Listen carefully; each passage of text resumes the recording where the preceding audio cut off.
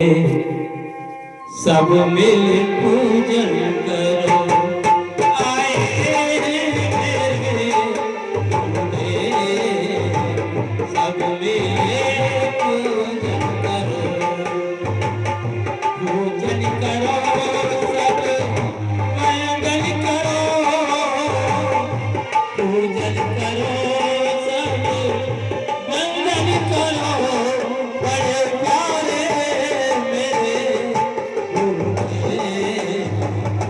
सब मिले पूजन करो। आए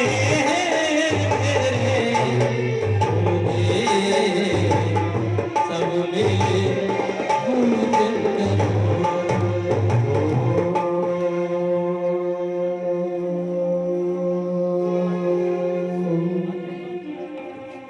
स्वस्ति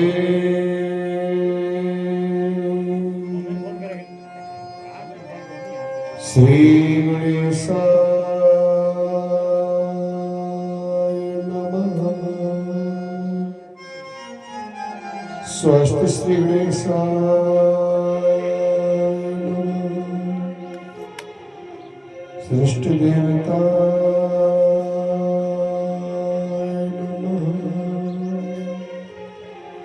विघ्ने हरण मंगल करण श्री गणपते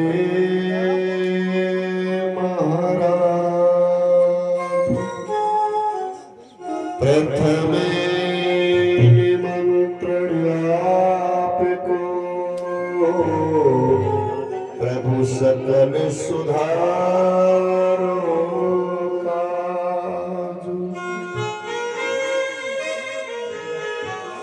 सर्वे मंगल मांगल्ये शिवे सर्वार्थ साधके शरणे त्र्यंबके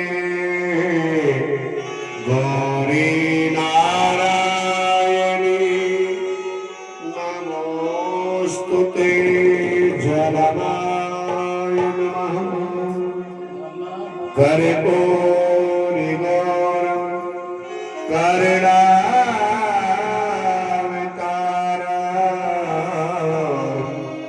संसारसारं भुजगेन्द्रहारं सर्वशक्तं हृदयारविन्दे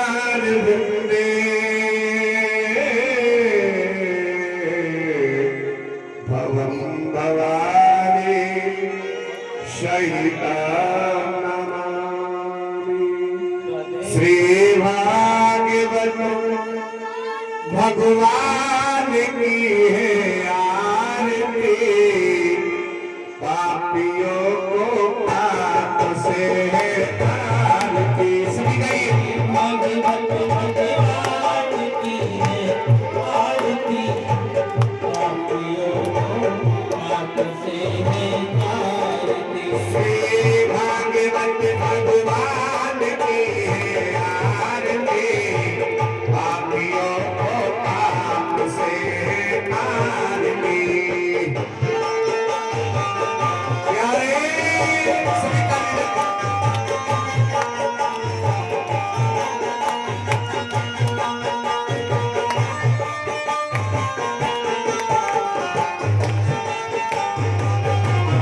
प्यारे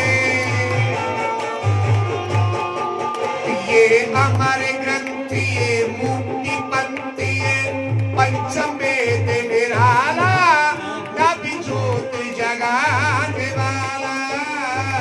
अमर ग्रंथि ये मुक्ति पंथि ये पंचम वेद निराला नबी ज्योत जगाने वाला।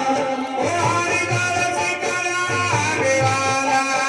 हरिदास कराने वाला। बिगड़ी को बनाने वाला। बिगड़ी को बनाने वाला। हरि नाम यही हरि नाम यही हरि नाम यही हरि नाम यही जग मंगल की आरती।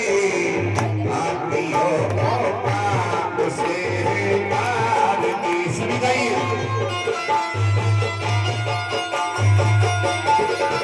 जय हरि।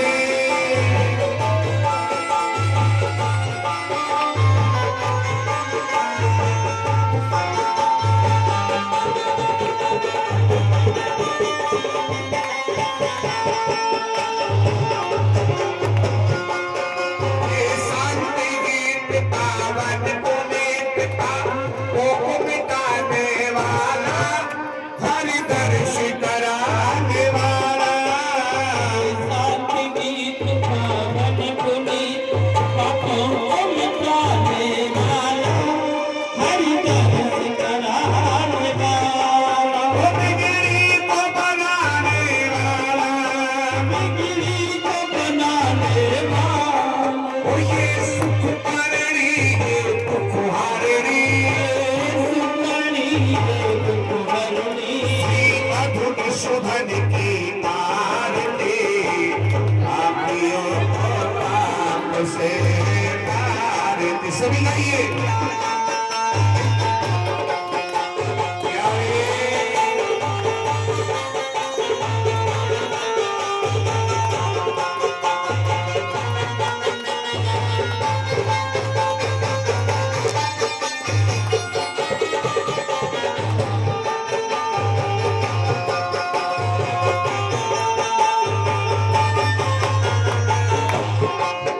ये मधुर बोल जगपति कोई सतमार्ग बताने वाला, बिगड़ी को बनाने वाला। मधुर बोल जब पल को सतमार्ग बताने वाला, बिगड़ी को बनाने वाला।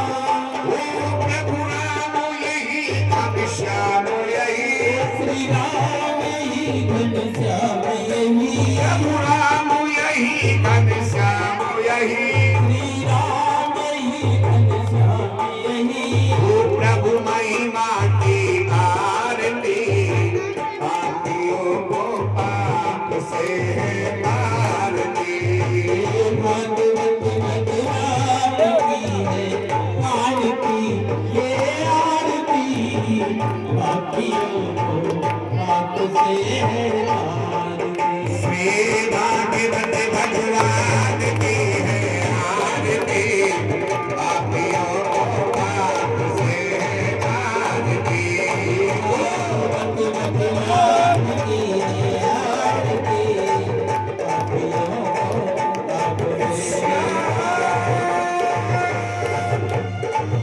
कृष्णा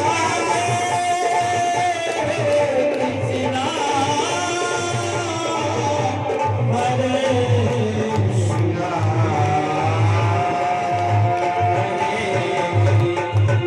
ओम शांति प्रगति प्रथमे शांति मेरा शांति सुखरेवा शांति विष्णु देव शांति ब्रह्म शांति सर्व शांति।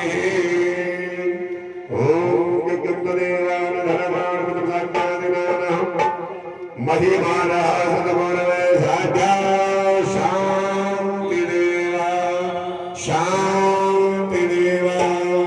मंत्र पुष्पांजलि। हरि ओम। एकदंताय विद्महे वक्रतुंडाय च धीमहि तन्नो दन्ती प्रचोदयात्। हरि ओम। नारायणाय विद्महे वासुदेवाय च धीमहि तन्नो श्री विष्णु प्रचोदयात्। हरि ओम। महालक्ष्मी च विद्महे विष्णु पत्नी च धीमहि तन्नो लक्ष्मी प्रचोदयात्। हरि ओम। देवकी नंदाय विद्महे वासुदेवाय च धीमहि तन्नो श्री कृष्ण प्रचोदयात्। हरि ओम। तत्पुरुषाय विद्महे महादेवाय च धीमहि तन्नो रुद्र प्रचोदयात्। हरि ओम। पितृदेवताय विद्महे नीलगिराय च धीमहि तन्नो पितृ प्रचोदयात्। सेवन्तकामकुल चम्पक कांडलाते पुण्याजिजातक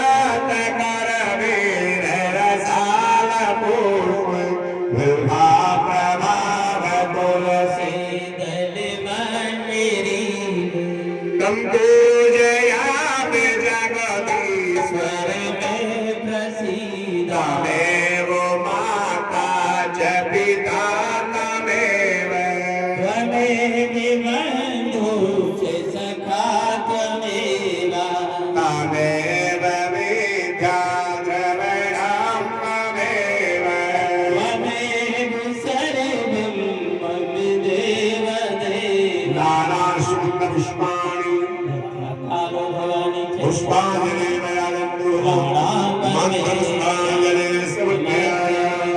बोलिए बाले कृष्ण भगवान की वृंदावन बिहारी लाल की शांति भगवान की भक्तों भगवान की बाले कृष्ण भगवान की श्री वेदव्यास जी महाराज की श्री वेदव्यास जी महाराज की सुखदेव मुनि की सुखदेव मुनि की अश्व जी महाराज की उषा जी महाराज की अपने पितृ सरकार की अपने माता पिता की भक्तों भगवान की धाम की अधर्म विश्व का खेड़ी का भक्तों भगवान की गौ माता की जय जय श्री राम।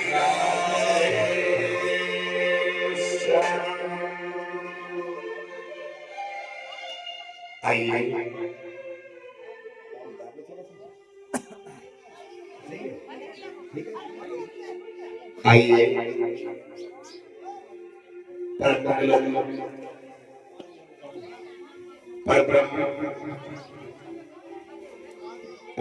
बालकृष्ण भगवान की बारी मूर्ति की चौकों में बैठ करके आज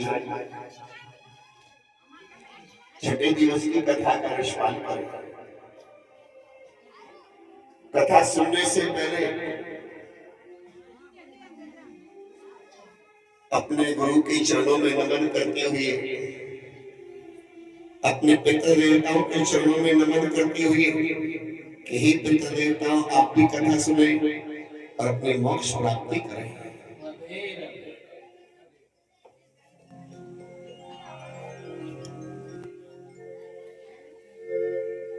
गुरु ब्रह्मा गुरु विष्णु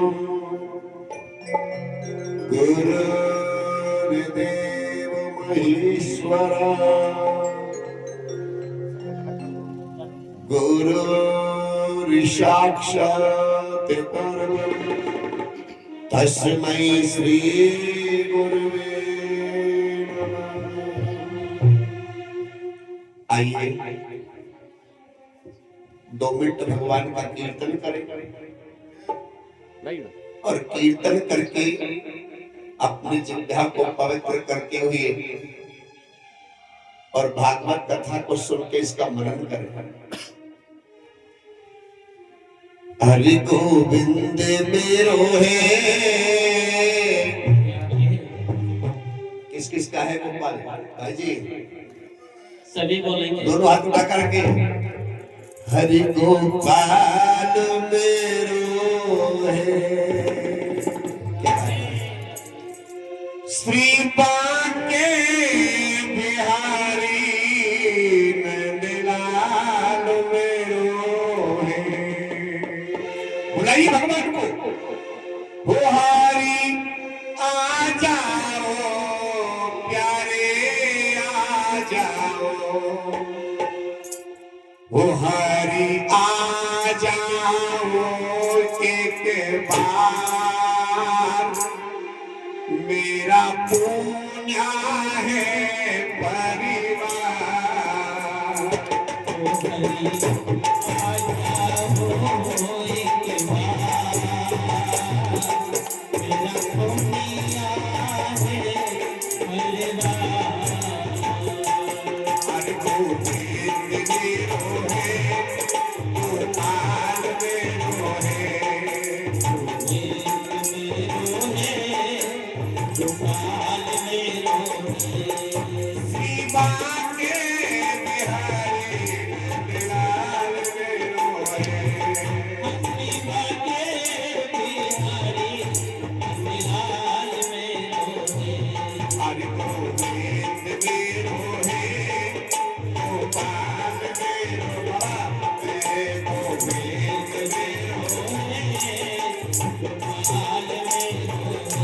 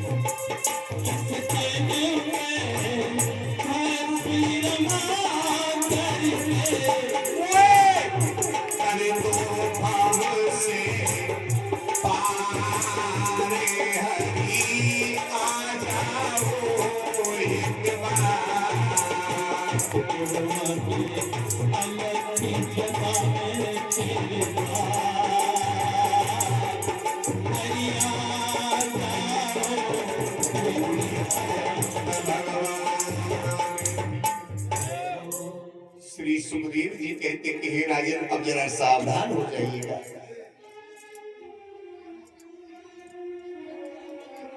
कल हमने कथा का विश्राम लिया। एक रूप ते खुद पूजो,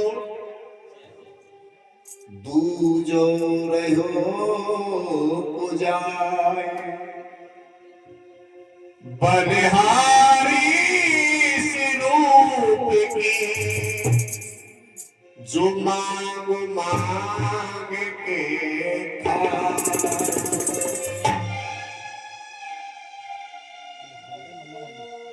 हरिओम ब्रज।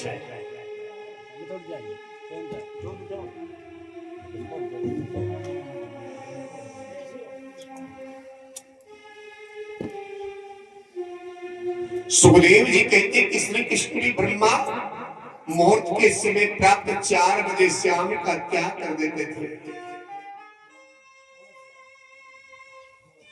और श्री कृष्ण की कैसी संपत्ति है, उसका जितना वर्णन करें उतना ही कम है। भगवान श्री कृष्ण कैसे सन्यासी थे, उसका वर्ण हमेशा ऊपर बढ़कर के विस्तार से पढ़ा गया है कि गोकुल में भगवान ने इतनी लीला की, परीक्षित उसको कोई देवता भी नहीं गिन पाए। प्रेम से बोलिए हे राजन। सुखदेव जी कहते कि यदि जैसे बात करते हैं तो ज्ञान है, जब तक परिचित मनुष्य अपने स्वभाव को नहीं सुधारेगा तब तक नारायण का विवाहन भी उसको नहीं मिलता। हर भागवत में, हर ग्रंथ में ये कहा गया है। वेद के मंत्र मुख पर होते हैं भी उनका वर्णन कर किया है। प्रभु के साथ वर्णन ज्ञान है। यदि 500 को नोट फट जाए मास्टर जी, कोई इसको फेंकेगा क्या? तेल का दाग लग जाए कोई फेंकेगा क्या? जब तक उसके नंबर ठीक है, जब तक कोई इसको नहीं फेंकेगा। इसी प्रकार जब तक इस शरीर में आत्मा है, इस शरीर को कोई नहीं फेंक सकता। प्रेम से बोलिएगा। हे राजन, 32वें अध्याय में स्तोत्र विद्या की कथा है।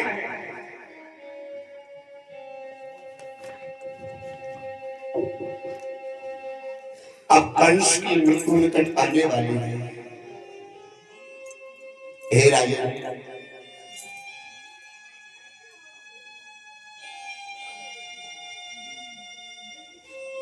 अब देवकी का सुख प्रारंभ होने वाला है।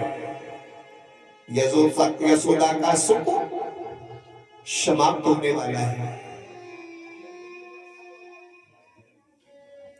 जब भगवान श्री कृष्ण ने 7.5 कोस के गिरवर को अपने रथ पर धारण किया, तो हे राजन, इस लीला को एक केशी नाम का दैत्य देख रहा था।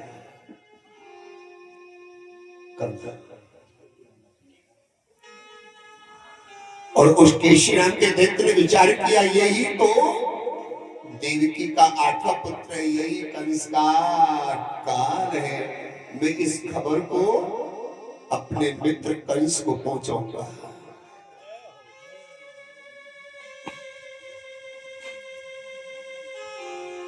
कंस का मित्र कंस के पास पहुंचा परीक्षित,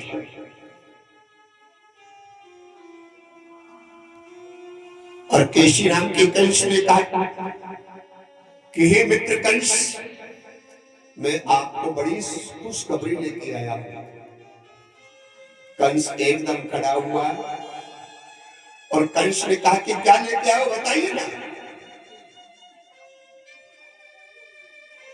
कंस के मित्र ने कहा कि हे कंस, मुझे ये मालूम चल गया कि तुम्हारा जो काल है वो कहां पड़ रहा है, किसके घर है।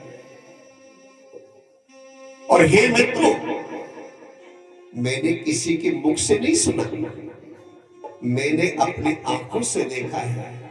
और दूसरे के मुख से सुनना मैं विश्वास नहीं करता।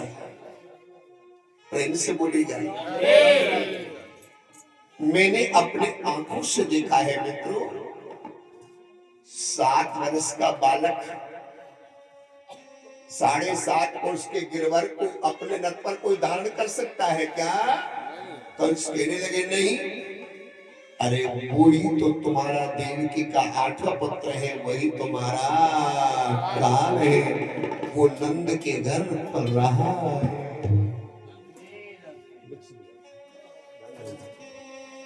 वो नंद के घर पर रहा है। कंस ने कहा कि तुमने देखा? अरे मैंने आंखों से देखा है मित्रों। अब तो कंस को विचार करने लगे कि इसको मैं मारूं तो मारूं कैसे। अब तो कंस को रात को नींद नहीं आती। ए बच्चों,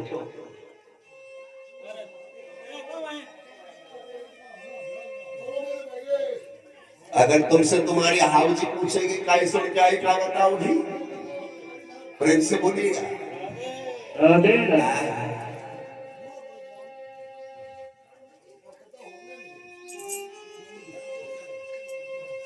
तो कंस भयभीत हो गया।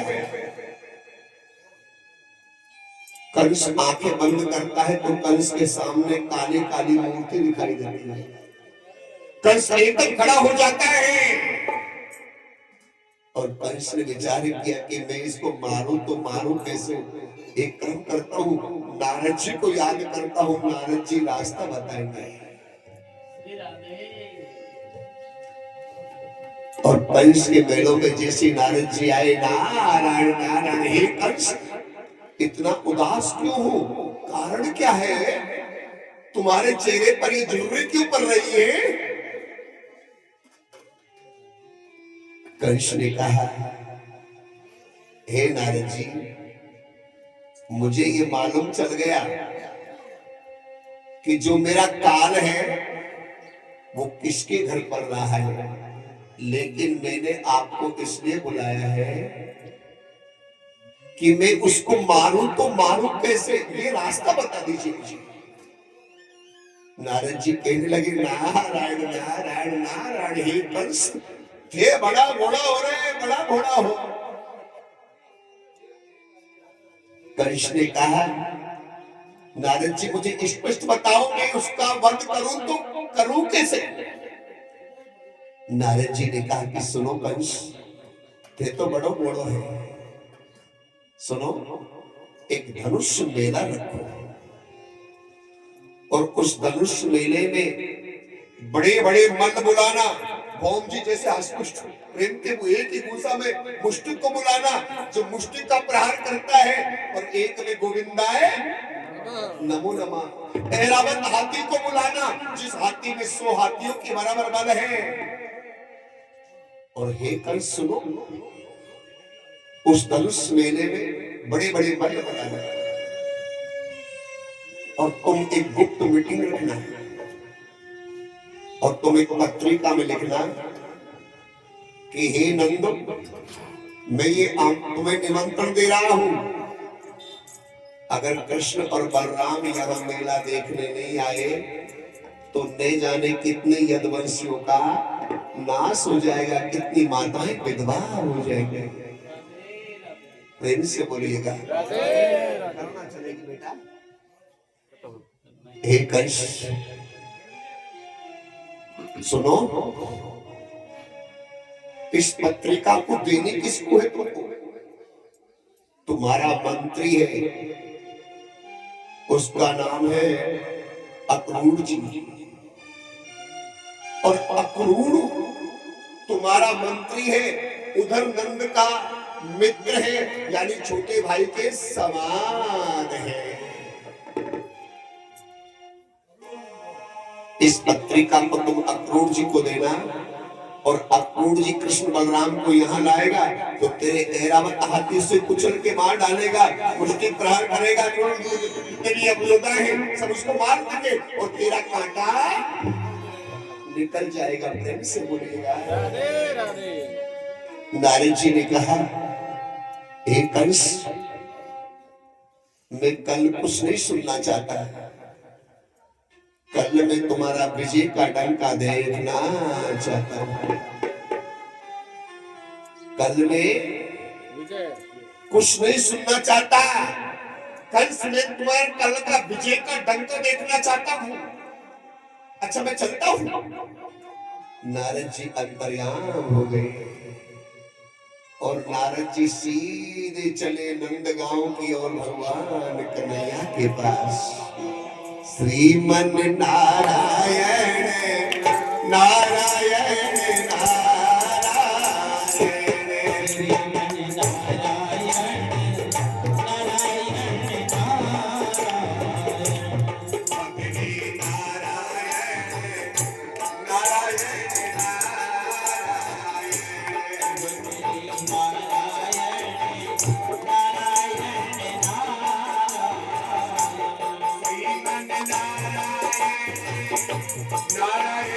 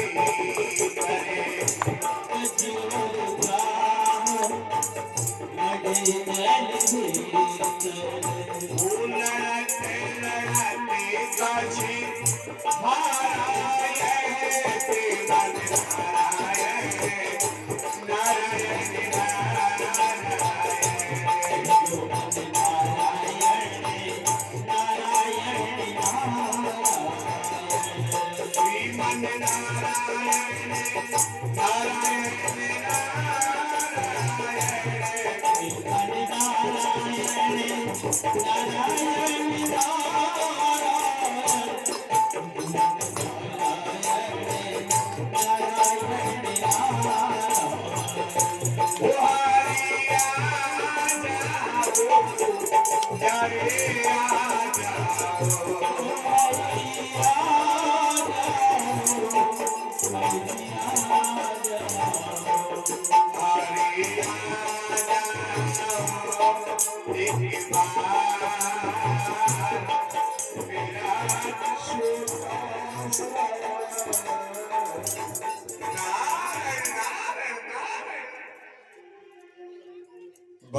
कन्हैया मधुबन में बैठे हैं, गौएं घर में घास खा रही है और नारद जी मेरे गोविंद के पास में भगवान कन्हैया कहने लगे आओ ऋषिराज आओ। नारद जी कहने लगे नारायण नारायण। प्रभु आप तो प्रेम से माखन खाओ, आप तो इन गोपियों के साथ में महाराज करो। प्रभु तुम्हें क्या पता धर्म की संस्कृति क्या होती है। भगवान कन्हैया कहने लगे नारद जी इतने गुस्से में क्यों हो बताओ ना, कारण क्या है। कारण मैंने भैया इतने गुस्से में क्यों हो। नारद जी कहने लगे प्रभु इस दुष्ट कंस को कब मारो। भगवान कन्हैया कहने लगे एक बात बता, अभी अभी कंस मामा को क्या समझा के आया था।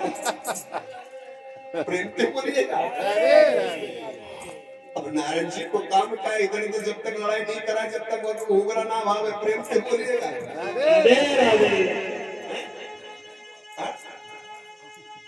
भगवान कन्हैया कहने लगे एक बात बता नारायण जी, अभी अभी मामा कंस को क्या पढ़ा के आया बता। नारद जी कहने लगे हे गोपाल इस कंस दुष्ट के कारण कोई साधु साधना नहीं कर सकता। मतलब कंस अपने आप को नारायण समझता है प्रभु,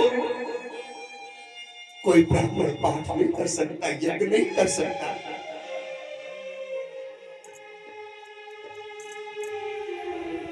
इस कंस दुष्ट को कब मारोगे। भगवान ने कन्हैया कहने लगे नारद जी अभी अभी मामा को क्या समझा के आया जाए।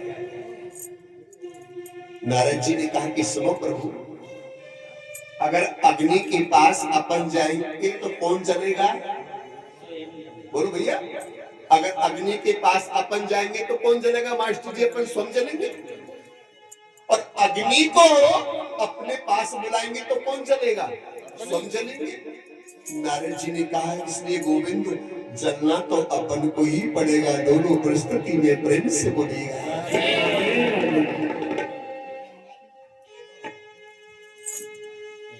भगवान कन्हैया कहने लगे नारद जी मैं किसी को नहीं मारता। राम किसी को मारे नहीं हत्यारो रामे अपने आप मर जाते हैं। नारद करे करे खोटे काम।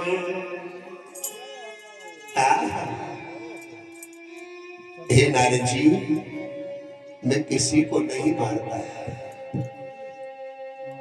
मनुष्य स्वयं अपने कर्म मार देता है। प्रेम से जैसा कर्म करता है मनुष्य उसी समय उसका मरण बिगड़ देता है। राम किसी को मारे नहीं, अरे नहीं हत्यारो राम अपने आप मर जाते हैं कर कर खोटे। नारद जी मैं किसी को नहीं मारता, लेकिन नारद जी मुझे लगता है अब मामा कंस का पाप का घड़ा भर गया है। उधर आज महाराज नारद जी कहकर के चले गए, लेकिन कंस ने एक गुप्त मीटिंग रखी और कंस ने उस पत्री का निमंत्रण दिया और उस पत्रिका में लिख दिया कि हे नंद, मैं यहां धनुष मेला रख रहा हूं और इस धनुष यज्ञ में कृष्ण और बलराम यहां नहीं आए तो नहीं जाने कितनी यदुवंशों का नाश हो जाएगा। प्रेम से बोलेगा। हे परीक्षित, ये पत्रिका कंस ने अपने मंत्री अक्रूर जी को बुलाया और उधर अक्रूर जी नंद बाबा के मित्र थे, यानी छोटे भाई के समान थे। प्रेम से बोलिए राधे राधे।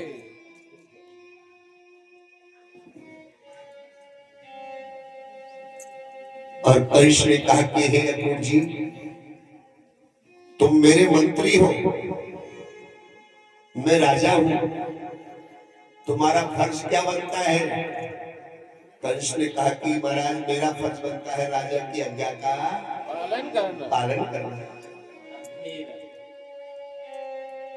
कंस ने कहा सुनो, ये मैं पत्रिका ले रहा हूं और तुम नंद के गांव नंदगांव जाइए और कृष्ण को और बलराम को यहाँ मेला देखने के लिए लेकर आइए।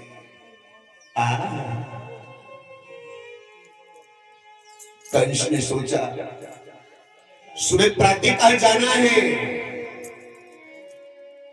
अब तो अक्रूर जी ने मन में विचार किया, अरे कंस दुष्ट, एक बच्चे को मारने के लिए तो कितना षड्यंत्र किया है तुमने। अक्रूर जी ने विचार किया, मुझे जाना तो पड़ेगा, अगर नहीं जाऊंगा तो ये मेरा राजा है, मेरा फर्ज बनता है राजा की आज्ञा का पालन करना। अक्रूर जी ने सोचा, लेकिन अगर उस लाला को कुछ हो गया तो मैं अपने मित्र को क्या मुख दिखाऊंगा। प्रेम से बोलिए राधे राधे। उधर आनंद गांव में गोकुल में प्रत्येक गोपियों के आज आंख फड़क रही है, किसी के आचमन हो रहे हैं, किसी के घर में माखन दही नहीं जमा, क्योंकि अब गोकुल का सुख समाप्त होने वाला है।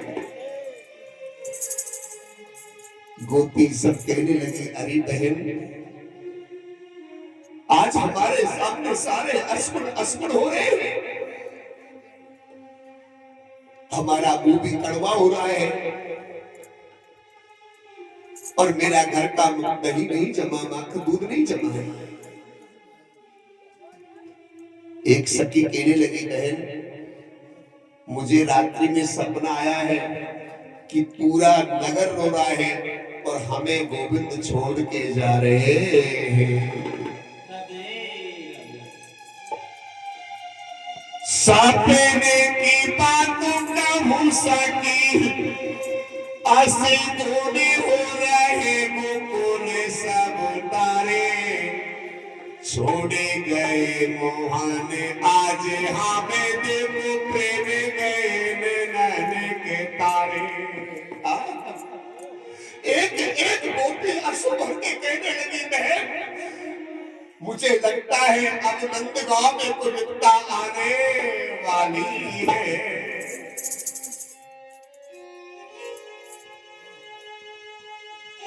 उधर सुबह प्रातः काल हुआ और अक्रूर जी अपने रथ को लेकर के नंदगांव बाबा की ओर जाने लगे, मेरे गोविंद को लेने के लिए। लेकिन अक्रूर जी रथ में बैठे हैं, सारथी रथ चला रहे हैं, लेकिन अक्रूर जी के मन में एक ही विचार है, अगर मैं उनको यहाँ लेके आऊंगा, कंस ने कोई विश्वासघात कर दिया और अगर लाला को कुछ हो गया तो मैं नंद बाबा को क्या जवाब दूंगा। वो भेज देंगे, क्योंकि मैं उनका मित्र हूं, मेरे साथ भेज देंगे। कंस के मन में फिर विचार आ गया, एक काम करता हूं, जो कंस की सेना, जो मैं मंत्री हूं ना, उस सेना में से मैं अपनी गुप्त सेना तैयार कर लेता हूं गुप्त सेना। अब फौजी साहब सोचते कि वो सेना मौजूद, इस सेना को मैं अपने गुप्त करूंगा ताकि मैं कोई आक्रमण करेगा तो उसी अपने दोस्त की वाह में उस सेना को फिट कर दूंगा, प्रेम से बोलेगा।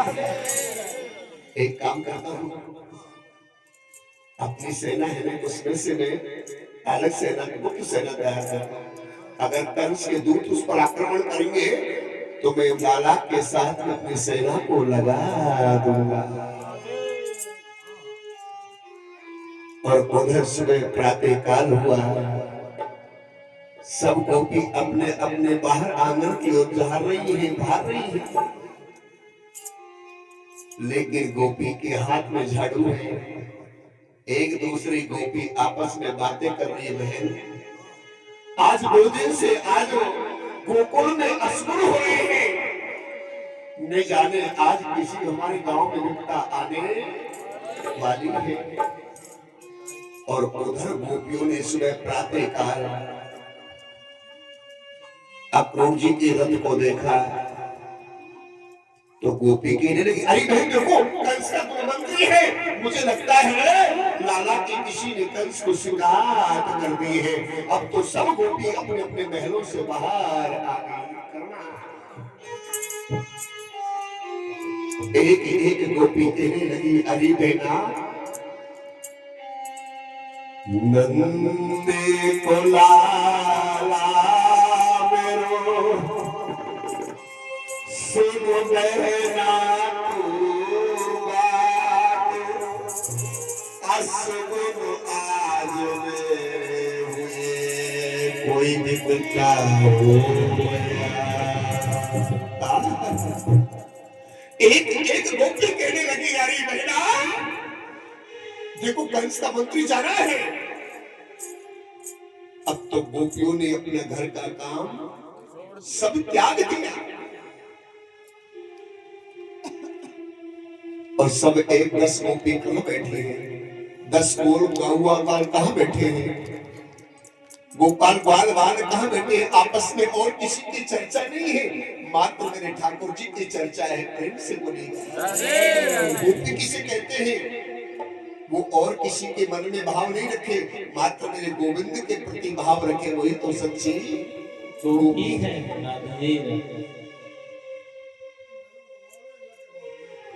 उधर आज अक्रूर जी नंद बाबा के महलों में जैसे प्रवेश किया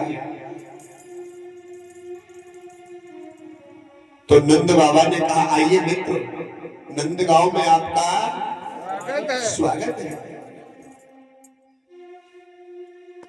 अक्रूर जी को नंद बाबा अपने कक्ष में लेकर के गए तो मैया यशोदा ने सोचा, अरे ये तो कंस का मंत्री है, किसी ने मेरे लाला की शिकायत तो नहीं कर दी।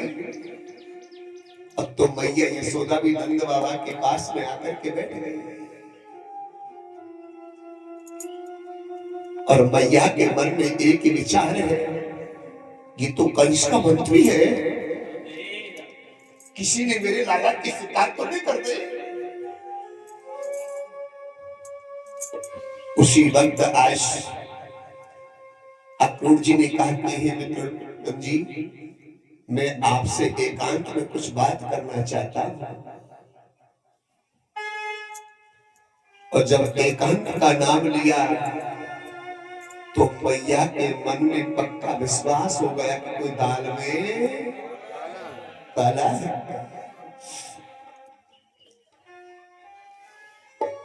नंद बाबा ने कहा, अरे यशोदा इतना फिक्र क्यों कर रही हो, अरे ये तो मेरा मित्र है, छोटे भाई के समान है, जाओ मुझसे कुछ एकांत में बात करनी है इसको। मैया उस महल से बाहर तो आ गई और नंद बाबा ने अपने कक्ष के गेट लगाए तो मैया ने वहीं अपने कान लगा लिया, दीवार के कान लगा लिया। क्या बात करते हैं सुनूंगी मैं, कहते हैं और बोलो दीवार के भी कान लगा जी। जब पति पत्नी काऊ की कटाक्ष करते हैं ना दौड़ जुटाने की, अब पति थोड़ा जोर पे बोलेगा तो बेदने के बड़े दीवार के कान हुए जी, प्रेम से बोलिएगा। और मैया ने आज दीवार की कान लगाने की मैं पूछूं, मैं सुनूंगी क्या अक्रूर जी किस कारण आए हैं। और अक्रूर जी से नंद बाबा ने कहा कि बोलिए मित्र किस कारण आए हो। अक्रूर जी ने वो पत्रिका निकाल करके आज नंद बाबा के हाथ में दी। अक्रूर जी ने कहा कि हे नंद जी, कृष्ण ने निमंत्रण भेजा है और कृष्ण बलराम को वहां बुलाया है, और इसमें ये भी लिखा है कि अगर कृष्ण नहीं आया तो ले जाने कितने जन्मवासियों का विनाश हो जाएगा। प्रेम से बोलेगा। राधे राधे। अक्रूर जी ने कहा हे मित्र नंद, उदास मत हो, वैसे भी कृष्ण यशोदा का थोड़ी, वो तो देवकी का है। और ये बात जब मैया ने सुनी और मैया जोर जोर से गेट बजाने लगी, कहने लगी हे अक्रूर, नाम तो तुम्हारा अक्रूर है लेकिन दिल के बड़े क्रूर हो, दिल के बड़े क्रूर हो, दिल के बड़े क्रूर हो, दिल के बड़े क्रूर हो, दिल के बड़े क्रूर हो, दिल के बड़े क्रूर हो। हे अक्रूर जी, क्या कह रहे हो कि लाला मेरा नहीं है? कौन कहता है कि कृष्ण मेरा नहीं है? और भैया जोर जोर से आवाज लगाने लगे, लाला कन्हैया, लाला मोहाने, लाला मोहाने, गोपाल। अब अनेक प्रकार के नाम भैया ले रहे हैं और अपने चौकने की चारों ओर भटक रही है। कौन कहता है कि मेरा लाला नहीं है? अच्छा, मैं अपने बेटे को लेके आती हूँ तो तुम्हारे सामने पूछवाती हूँ किसका है। मैया ने आज अपनी चौकी हवेली में जोर जोर से आवाज लगा रही है।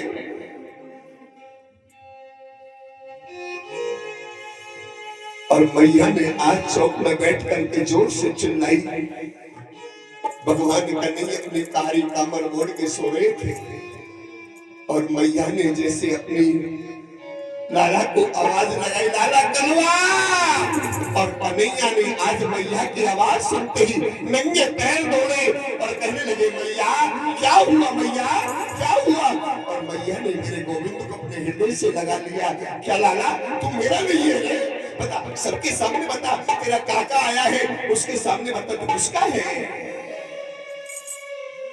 माता रोवे अति मनो नंद को लाल, सब बताओ मेरे मोहन काका को सब बात। हे गोपाल, सबके सामने बताना। और भगवान ने कन्हैया को मैया वहां लेके आए जहां नंद और अक्रूर जी खड़े हैं। मैया के नेत्रों में ऐसा आंसू बह रहे जैसे गंगा जमुना बह रही है। और भगवान कन्हैया कहने लगे मां, मैया यशोदा कहने लगी लाला कन्हैया, तेरा काका कह रहा है कि तू मेरा नहीं है, देवकी का है। अच्छा, सबके सामने बता किसका है तू। और भगवान ने कन्हैया कितने रोए मां, कौन कहता है कि मैं तेरा नहीं हूं मां, कौन कहता है मां। लेकिन मां, बेशक मुझे माता देवकी ने जन्म दिया है मां, लेकिन पालन तो तूने किया है मां। और जन्म देने वाले से बड़ी मां पालनहार होती है, पालनहार होती है। राधे राधे। कौन कहता है कि मैं तेरा नहीं हूं मां, पालन तो तूने किया है मां। लेकिन मां क्यों रो रही है मां। सबके बालक मेला देखने जावे, मैं भी जाऊंगा मां, मामा ने बुलाया है तो जाना पड़ेगा मां। मैया रो रही है फूट फूट के। और नंद बाबा पास में खड़े हैं। और नंद बाबा को मैया कहने लगी लाला के बाबा, तुम तो इसके पिता हो ना, तुम जरा समझा दो ना। अभी बालक है और कंस नगर में किसी को गाली दे देगा तो कंस माफ करने वाला करना देना भैया। एक बार भिजवा दो ना भैया। नंद बाबा ने अपने महल के खंबे को बांध में भर लिया, सिर नीचे को गड़ा लिया और फूट फूट के रो रहे हैं। नंद बाबा कहने लगे, यशोदा मैंने तेरे से कहा था ना यशोदा, इससे इतना प्रेम मत कर, एक दिन तुझे ये छोड़ के चले जाएगा। मैंने तेरे से कहा था ना, जो मेरे सो जानते ये प्रीत किए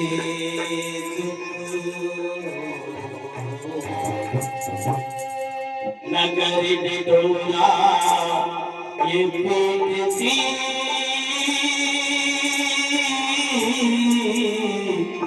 प्रीत न करो। अगर ऐसा जानती ना तो किससे इतना प्रेम नहीं करती, मैं इतना प्रेम नहीं करती लाला, तो मुझे छोड़ के नहीं जाओगे बेटा, नहीं जा सकते। मेरी आंखों से दूर मैं तुम्हें कैसे देख सकती हूँ। भगवान कन्हैया, नंद बाबा रो रहे हैं, नीचे को गर्दन कर रखी है। भगवान कन्हैया कहने लगे, बाबा प्रणाम, बाबा बाबा बाबा। नंद बाबा नहीं देख सके और कन्हैया ने कहा कि बाबा मैंने तेरी 9 लाख गौ चराई है बाबा, अगर एक भी गौ कम पड़ गई हो तो मुझे माफ कर देना बाबा, माफ कर देना राधे राधे। बाबा। नहीं हो गए